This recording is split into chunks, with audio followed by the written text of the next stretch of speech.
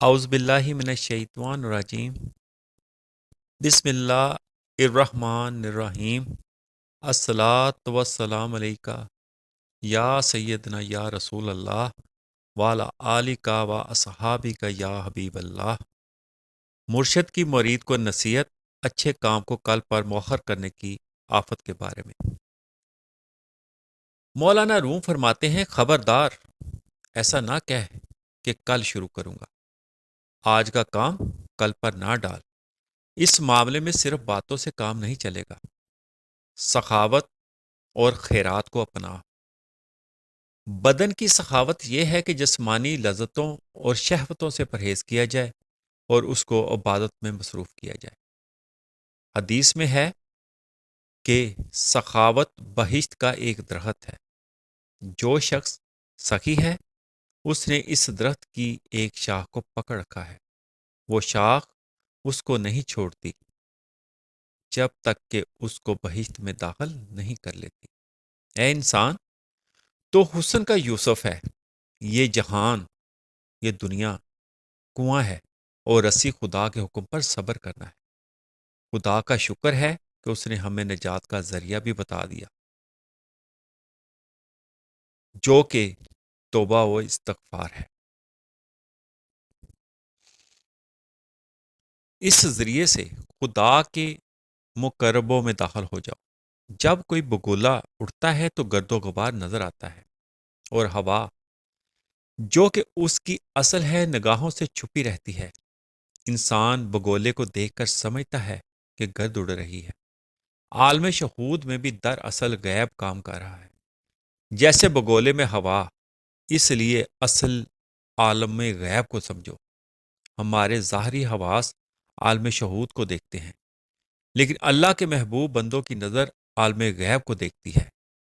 عالم ظاہر میں جو کچھ عمل ہو رہا ہے محض چھلکا ہے، فنا ہو جانے والا ہے۔ اصل محرک تو عالم غیب میں ہے، جو ظاہری نظروں سے پوشیدہ ہے۔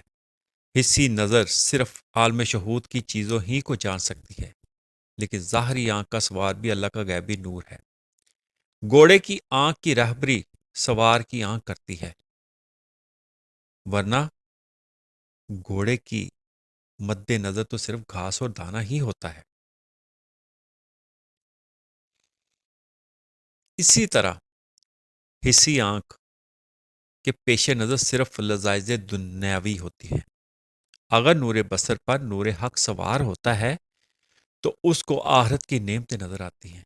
نور بصیرت کے بغیر محض نور بصارت سے وصول الحق ممکن نہیں ہے۔ قرآن میں نور علی نور سے یہی مراد ہے۔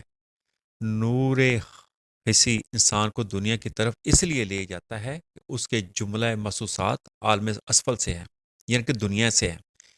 جن لوگوں کو نور حق حاصل ہو جاتا ہے، ان کی باتوں اور بھلے کاموں سے سمجھ لیا جاتا ہے کہ ان کو نور حق حاصل ہے۔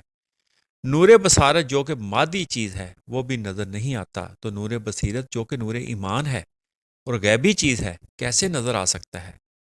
اس جہان نے عالم غیب کی مہربانی سے عاجزی اختیار کر لی ہے۔ یہ عالم ہر اس تصرف کو قبول کر لیتا ہے جو عالم غیب اس میں کرتا ہے۔ کوئی قلم بغیر ہاتھ کے نہیں لکھتا، نہ کوئی گھوڑا بغیر سوار کے گھڑ دوڑ میں دوڑتا ہے۔ ظاہر ہے عالم کی جملہ تصرفات کا کوئی کرنے والا ہے۔ قضاء و قدر جس قدر تیر ہیں وہ علیم و قدیر کے چلائے ہوئے ہیں، اور ان میں اس کی کوئی حکمت پوشیدہ ہے۔ جنگ بدر میں حضور صلی اللہ علیہ وآلہ وسلم نے ایک مٹھی خاک دشمنوں کی طرف پھینکی، جس نے آندھی کے گرد و غبار کی طرح دشمنوں کی آنکھوں کو متاثر کیا۔ اگر کوئی تیر تجھے آ کر لگے تو اسے قضاء و قدر کی طرف سے سمجھ، اس پر غم و غصہ نہ کر۔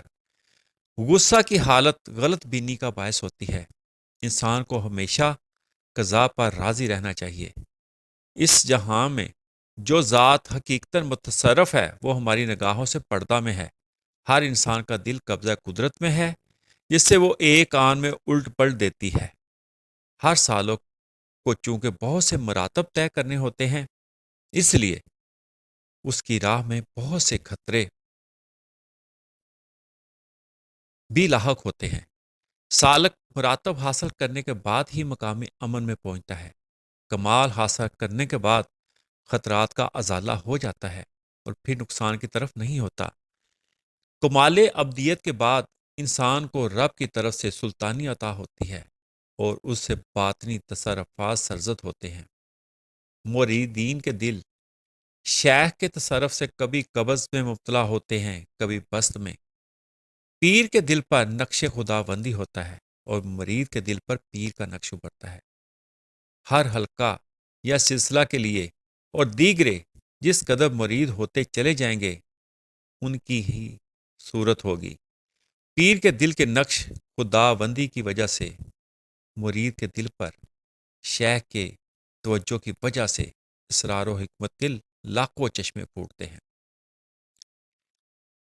مرید کو ہمیشہ چاہیے کہ اپنے مرشد اپنے شیخ کے تصور میں رہے، اپنا ہر عمل اس کی طرف سے جانے،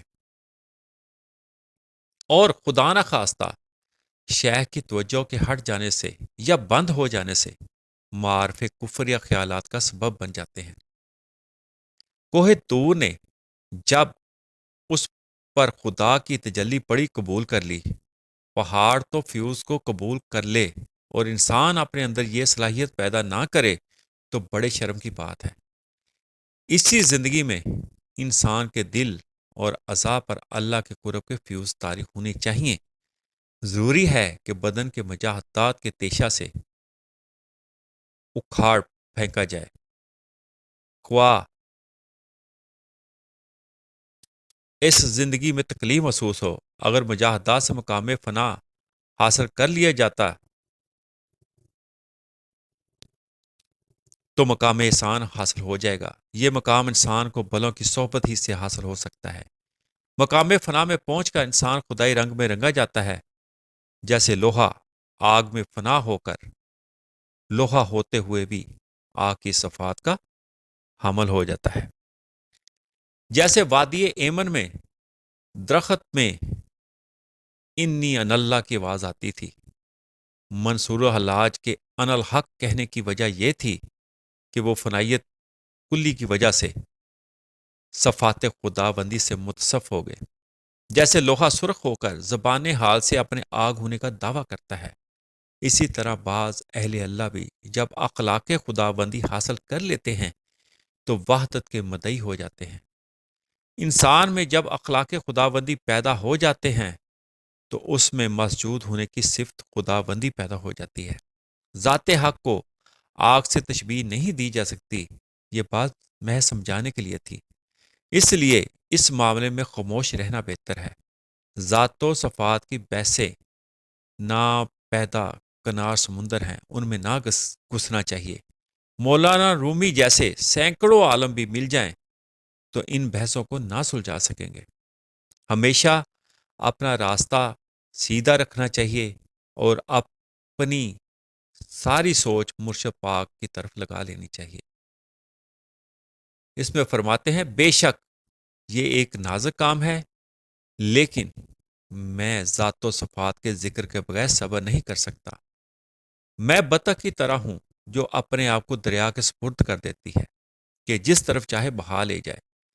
ذات و صفات کے ذکر میں غلبہ حال میں کبھی سوئے ادب بھی ہو جاتا ہے، لیکن ذکر کرنا بہرحال ذکر نہ کرنے سے بہتر ہے۔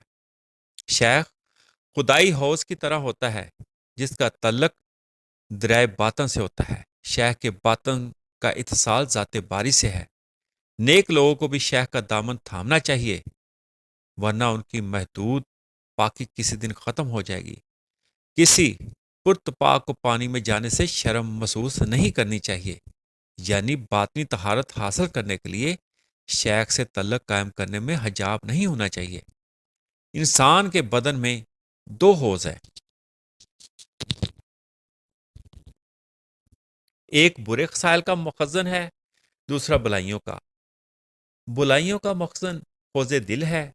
دونوں قسم کے اخلاق کے مخزن ملے جلے ہیں۔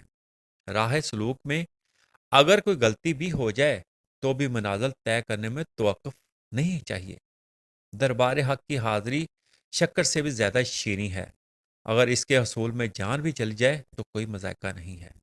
عشق الہی کے سلسلے میں ملامت کی پرواہ نہیں کرنی چاہیے۔ عشق وہی کام کرتا ہے جو آگ کی بھٹی کرتی ہے۔ فنا کے بعد ہی بقا حاصل ہوتی ہے۔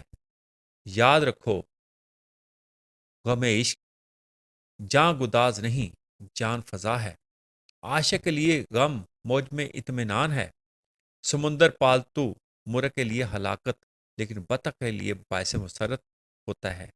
عشق کی پیدا کردہ کیفیات انسان میں نئی قسم کے جنون پیدا کرتی ہیں، جو کہ باعث صدر رحمت ہوتے ہیں، باعث صد رحمت ہوتے ہیں، بے شمار ہوتے ہیں۔ اللہ پاک